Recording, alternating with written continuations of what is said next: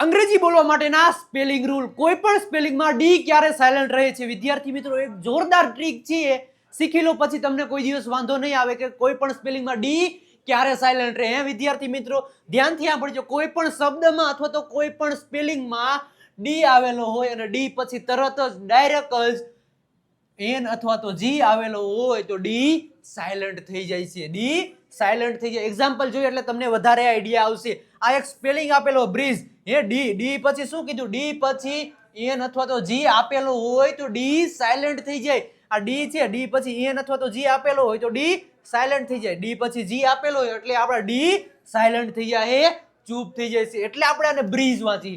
એવી રીતના વેન્સડે હે, વેન્સડે, આ એમાં ડી પછી જો એન અથવા તો જી આપેલો હોય તો ડી સાયલન્ટ થઈ જાય. તો આમાં ડી પછી એન આપેલો છે એટલા માટે આમાં ડી સાયલન્ટ થયો, એટલે આપણે આને વેન્સડે વાંચી. હે, આવા ઘણા બધા સ્પેલિંગો છે. તમને જે આવડતા હોય કોમેન્ટ સેક્શનમાં કોમેન્ટ કરી આપજો.